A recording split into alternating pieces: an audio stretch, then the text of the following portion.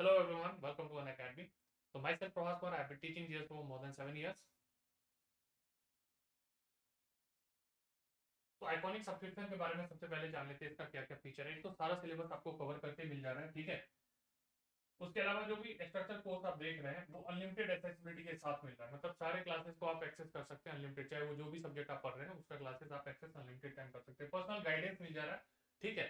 Plus आपको priority भी session में मिल जाता है। जब आप आइकॉनिक सब्सक्रिप्शन लेते हैं तो आपको जब भी क्लासेस में लाइव लेते हैं तो आपके क्वेश्चन को प्रेफरेंस दिया जाता है, तो ये एक प्लस पॉइंट है।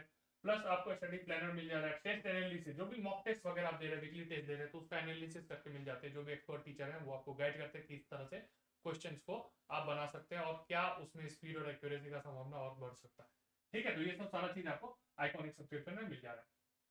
आइकॉनिक सब्सक्रिप्शन जब भी लें तो कोड मेरा यूज जरूर कीजिए, PRABHASH। ये कोड अप्लाई करने से आपको ये फायदा होगा कि आपको 10% का डिस्काउंट मिल जाएगा, ठीक है। तो इस कोड को यूज करना ना भूले, ठीक है, याद रखिएगा। और आइकॉनिक सब्सक्रिप्शन का ये भी देखो कि अगर जब भी आप कंपैरिजन करते हो कि मंथली आपको कहां पे, तो हमेशा सेंसिबल डिसीजन 24 मंथ से 12 मंथ पे ही आपको मिलेगा। क्यों?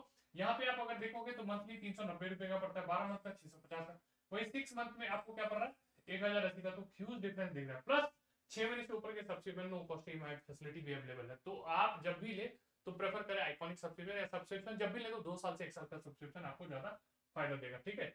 प्लस सब्सक्रिप्शन में भी वही मैंने आपको बताया, अब जैसे प्लस में अब जैसे उसमें 300 रुपए का पड़ रहा था, यहाँ पे 325 रुपए का पड़ रहा है 24 मंथ का, 12 मंथ का 542 का, ठीक है। 1 मंथ का अगर देखते हो तो 1350 का, मतलब ह्यूज डिफरेंस है। बात समझ रहे हो करो। तो हमेशा सिंपल क्यों साल 2 साल के लिए, इसलिए भी समझिए आपको सब्जेक्ट चार चार पढ़ रहे हैं, मैथ रीजनिंग इंग्लिश, ये उसको बेसिक से लेकर के एग्जाम लेवल तक पढ़ना है, तो उसके लिए आपको समय चाहिए। प्रीवियस ईयर क्वेश्चन करना है, सिलेबस कवर करना है, टाइम टू टाइम अपने डाउट क्लियर कराने, मॉक टेस्ट देने हैं। तो इन सब चीजों में टाइम लगता है। साल भर में आप मल्टीपल एग्जाम देते हैं तो हर साल एग्जाम के क्वेश्चन अपडेट होते हैं। तो उस हिसाब से सबसे इंपॉर्टेंट चीज है कि आपके पास उतने समय का टेन्योर होना चाहिए, साल 2 साल का प्लान होना चाहिए। और जब भी सब्सक्रिप्शन ले तो कोड यूज कीजिए PRABHS है, जो बार बार कहता हूँ। ये कोड अप्लाई करने से आपको और क्या होगा, जो भी प्रिवेलिंग प्राइस है उस पर और 10% का डिस्काउंट आपको सीधा मिल जा रहा है। तो ये यूज कीजिए, ठीक है। अब क्या एक्स्ट्रा मैं बता रहा हूँ, कॉम्बैट स्कॉलरशिप टेस्ट हर बच्चे को मालूम है कि हर संडे को होता है। तो एक तो ये ध्यान रखिएगा, हर संडे 10 दिन। तो नेक्स्ट कब हो रहा है? 6 मार्च को, ये याद रखिएगा। किसको फोकस कर रहा है? आरबीआई असिस्टेंट प्रीलिम्स को, ठीक है। अब मोड क्या है, 50 मिनट्स का ड्यूरेशन है, 36 क्वेश्चन है। दोनों ही सेक्शन के बच्चे इसके लिए प्रिपेयर कर सकते हैं, ठीक है। ये याद रखिएगा। बस आपको ऐप इंस्टॉल कर लेना है। क्वेश्चन किस किस सेगमेंट से होंगे? इंग्लिश से, क्वांट से, रीजनिंग से, क्योंकि जीए आपको आता है किसमें? मेंस में। तो इस चीज को ध्यान रखना है, ठीक है। जरूर ऐप इंस्टॉल कीजिए अगर अभी तक आपने ऐप इंस्टॉल नहीं किया। और कॉम्बैट स्कॉलरशिप टेस्ट में जरूर पार्टिसिपेट। इसका फायदा क्या है, देखो पैन इंडिया लेवल पे आप लेंगे तब आपको पता चलेगा आप कहाँ स्टैंड कर रहे हो एग्जाम के लेवल पे। वहां पे टीचर भी होंगे आपको गाइड करने के लिए। तो ये सब सारा चीज आपको फ्री में मिल जा रहा है, ठीक है। चलिए अब स्टार्ट करते हैं डेली करंट अफेयर में। तो सबसे पहला न्यूज जो आज का आ रहा है, वोडाफोन और आइडिया के बीच, ठीक है। आप जो देखते हैं वोडाफोन और आइडिया के बीच में जो टाइप हो रहा है, तो वो याद रखिएगा कि क्या कर रहा है, ये अप्रूव कर रखा है 14,500 करोड़ फंड रेज करने का प्लान इन्होंने रेज किया है। जिसमें से 4,500 करोड़ में 4,500 करोड़ ये किसके थ्रू लाएंगे? प्रमोटर्स इंटिटीज के थ्रू। ये याद रखिएगा, प्रमोटर्स इंटिटीज के थ्रू, इंटिटीज, ठीक है। और जो रिमेनिंग 10,000 करोड़ है उस 10,000 करोड़ में से, उसमें भी वो क्या करेंगे? इक्विटी सेल के थ्रू यूज करेंगे।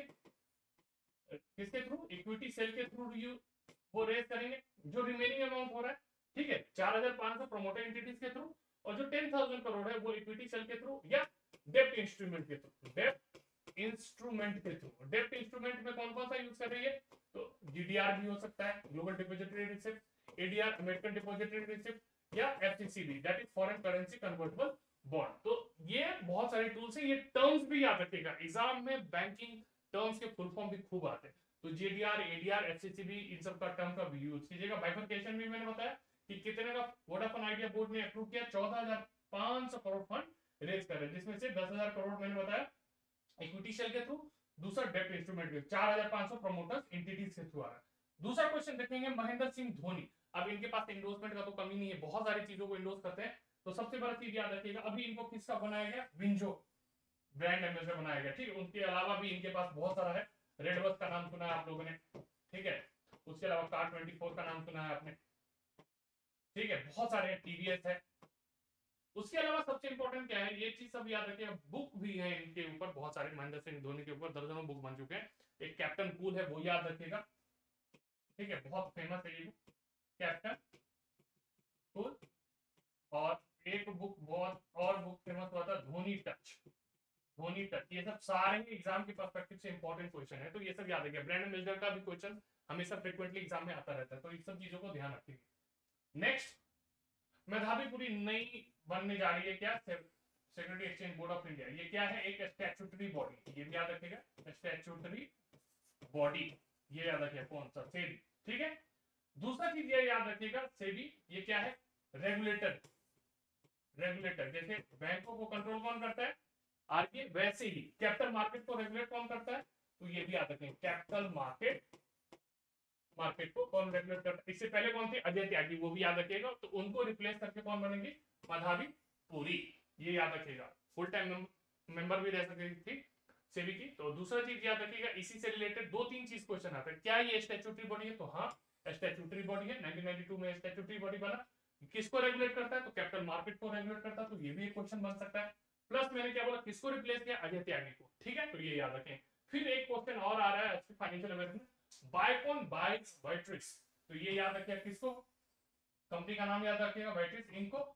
उसके अलावा क्या है, बायोसिमिलर्स इन 3.3 बिलियन, तो एक दूसरा क्वेश्चन क्या हो गया, वाइट्रिक्स के साथ ये हो रहा है नेगोशिएशन। दूसरा चीज क्या है, डील कितने का हो, तो ये भी एग्जाम में क्वेश्चन आ सकता है कि अमाउंट कितना है, आउटले कितना है, तो 3.3 बिलियन डील है, ठीक है, टू मार्केट लीडरशिप, ठीक। अब ये क्या है, बायकॉन बाइक जो है, ये बेसिकली इसके अभी जो प्रेजेंट सीईओ है वो भी याद रखिएगा, सिद्धार्थ,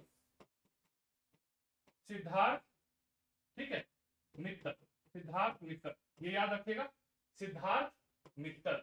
उसके अलावा बायकॉन इंडिया लिमिटेड की जो मालिक थी, चेयरमैन फाउंडर जो भी कह ले, अभी जो चेयरमैन है वो कौन है, किरण मजूमदार, किरण मजूमदार। ये सारा ही इंफॉर्मेशन आपके एग्जाम के पर्सपेक्टिव से बहुत इंपॉर्टेंट है, और खासकर फाइनेंशियल अवेयरनेस अगर देखो तो एग्जाम में ज्यादा आता है क्वेश्चन, तो हमेशा कोशिश कीजिए कि बिजनेस एंड इकोनॉमी पे इसको ज्यादा से ज्यादा कवर करें, उससे क्वेश्चन ज्यादा होता है, सारा क्वेश्चन वहीं पे आता है, ठीक है। तो अगर आप उस पेज को समझ रहे हो, वहां से बैंकिंग टर्म्स भी आ रहे हैं, अपॉइंटमेंट भी क्वेश्चन आ रहे हैं, योजना स्कीम आ रहा है, फाइनेंशियल अवेयरनेस के सारे इन्फॉर्मेशन आ रहे हैं, तो ये सब चीजों पे नजर जरूर रखिएगा। और इसीलिए मैं ये जो करंट अफेयर का स्पेशली कर रहा हूँ, कि अगर आप न्यूज़पेपर नहीं पढ़ पाते तो ये 10 मिनट का आप देखिएगा, आपको उसमें पूरा कवर आपको करके मिल जाएगा। चलिए नेक्स्ट मूव करते हैं, रिलायंस सब्सिडरी कौन है, RSDVL और सेनिना setup electronic manufacturing joint venture.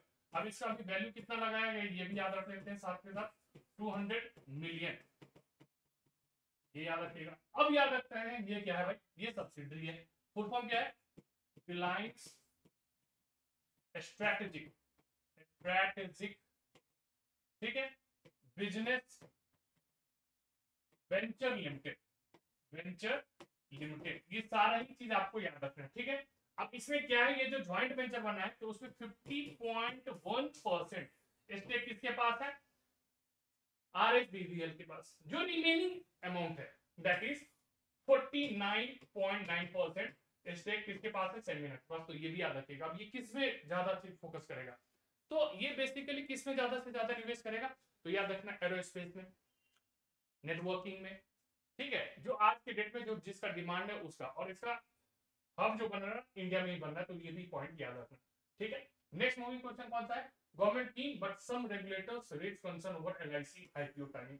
Basically सरकार ने डिसइन्वेस्टमेंट के थ्रू सोच रहे थे कि 65,000 टू इतना करोड़ ये मार्केट से रेज कर सकते हैं, IPO सेल करेंगे, मतलब इक्विटी सेल करेंगे LIC का, मार्केट में आएंगे और उसके, मगर अभी जो क्राइसिस चल रहा है, अब बहुत सारा क्राइसिस चल रहा है, जियोपॉलिटिकल क्राइसिस चल ही रहा है, ठीक है, उसको लेकर के सरकार थोड़ा अभी क्या हो रहा है, कंजर्वेटिव हो रहा है।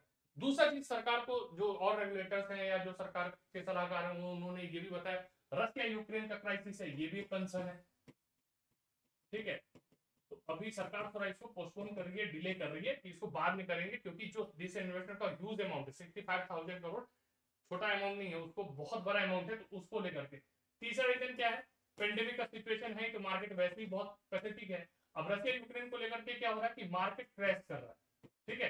तो मार्केट कहने का मतलब क्या है, स्टॉक मार्केट, स्टॉक मार्केट वो भी अभी थोड़ा स्लगिश है, तो वो भी एक कंसर्न है। उसके अलावा क्या है कि ये सब चीजें तो चल ही रहा है, साथ के साथ फॉरेन पोर्टफोलियो इन्वेस्टमेंट अगर 2-3 महीने का पुराना रिकॉर्ड दिखा जाए तो वो भी क्या हो रहा है कि मार्केट से पैसा निकाल रहा है। तो ये सब चीज क्या कर रहा है, निगेटिव दे रहा है कि अभी मार्केट में सही टाइम नहीं कि एलआईसी का आईपीओ लॉन्च किया जाए। ठीक है, क्यों? इससे दो चीज होगा, अंडर सब्सक्रिप्शन होगा, प्रीमियम का वो वैल्यू नहीं मिल पाएगा, दोनों को ही लॉस होगा, कंपनी को भी लॉस हो रहा है।